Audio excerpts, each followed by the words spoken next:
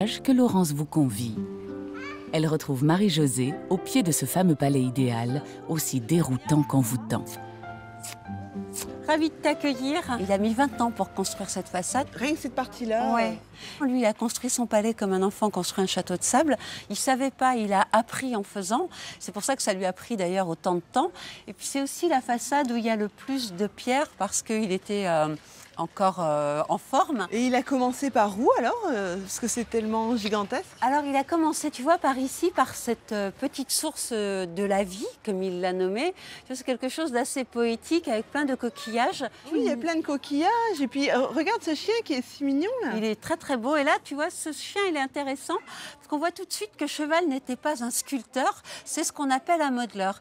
Il trouvait des pierres, il les assemblait entre elles avec du mortier de chaux. Et c'est comme ça qu'il imaginait ces figures, tout simplement. Il a construit à sa façon, donc. Il a construit de façon complètement empirique, en fait. Il n'a jamais appris le métier de sculpteur, de modeleur. Et il a d'ailleurs dit, puisque la nature fait de la sculpture, moi, je vais finalement me faire maçon et architecte. Donc, il commence par ce petit bassin. Il poursuit comme ça, ici, avec ce temple égyptien qui fait 12 mètres de haut. Et pour équilibrer son monument, il a imaginé ces trois géants qu'il a nommés Jules César, Archimède et Vercingétorix. C'est vraiment riche comme façade quand même. Il y a des petites pagodes, des petits animaux, il y a plein de choses. C'est vrai, on dit que c'est la façade la plus baroque, mais tu vas voir de l'autre côté, on est vraiment sur quelque chose de complètement différent. Alors là, tu vois, c'est quand même la merveille des merveilles. Elle est peuplée, tu vois, d'un bestiaire extraordinaire, de coquillages, de modelage. Enfin, c'est vraiment, pour moi, c'est vraiment un endroit sublime. Mais viens, je vais te montrer cette façade ouest. Tu vois, c'est beaucoup plus structuré parce que le facteur Cheval était sans doute plus âgé. Il transportait moins de pierres. Et c'est une façade universaliste parce que tu vois, il va faire référence aux architectures du monde, aux religions du monde aussi, avec là-bas un temple hindou, ici une maison blanche, ici une maison carrée d'Alger, et même une mosquée, un château du Moyen-Âge. Ça fait vraiment du bien de voir toute cette mixité en fait, dont on a besoin aujourd'hui. Oui, et puis je crois que finalement tout le monde y retrouve un petit peu ses petits, voilà. Et il y a même une terrasse. Oui, il y a une terrasse extraordinaire avec cette montée d'escalier magnifique. Et là, on retrouve la patte d'apprenti boulanger du facteur Cheval. Et sur la terrasse, il y a le début du rêve du facteur Cheval. La pierre d'achoppement. Tu veux dire que c'est cette pierre qui a inspiré tout ce palais? C'est la pierre sur laquelle il a buté lors de sa tournée et qui a déclenché ce rêve de palais idéal. Mais où et comment cet ancien ouvrier agricole trouve-t-il toutes ces idées? Quelles sont ses sources d'inspiration? Marie-Josée va vous le révéler grâce à quelques rares documents d'époque. Alors ici, tu vois Laurence, on a ce qu'on appelle le magasin pittoresque. Le magasin pittoresque, c'était les premiers magazines illustrés qu'on distribuait à l'époque. C'était des magazines avec de la gravure et des magazines qui faisaient découvrir le monde aux lecteurs. Et on va retrouver dans ce magazine des tas de sujets, des tas d'images, de gravures, finalement, qui vont nourrir l'imaginaire du facteur Cheval.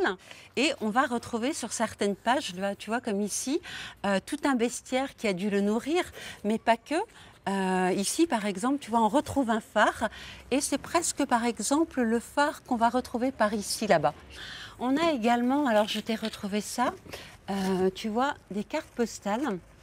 Et tu vois, sur ces cartes postales, oui, là, par exemple... on a les colonnes, voilà. La structure des bâtiments ressemble énormément. Ces architectures du monde, c'était la façon de voyager, la façon imaginaire de voyager du facteur Cheval. Il faut savoir qu'il parcourait 40 km par jour et qu'il était dans une forme de marche hallucinatoire où finalement l'esprit voyage tout simplement. Poursuivons ce voyage. Direction Saint-Donat-sur-l'Herbasse.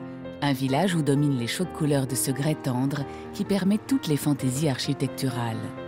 Laurence retrouve Jean-Michel pour découvrir comment tous les trésors de cette riche bourgade ont été protégés au cours des siècles. Bienvenue ici à Saint-Donat, chez moi. C'est vraiment un beau village, hein? Oui, on est au cœur de la Drôme des Collines. Et puis cette maison est vraiment magnifique. Oui, une belle maison de marchand là, de la fin du XVe siècle, un des éléments du patrimoine donatien.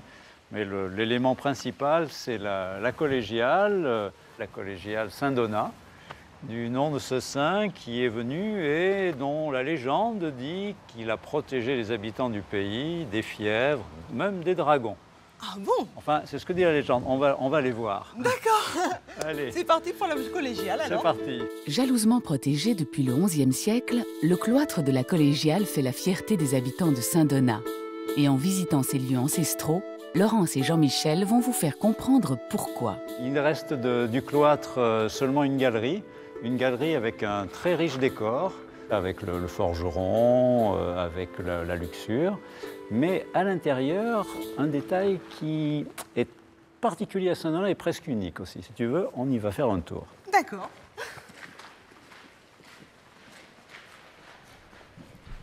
Et voilà ce que je voulais te montrer.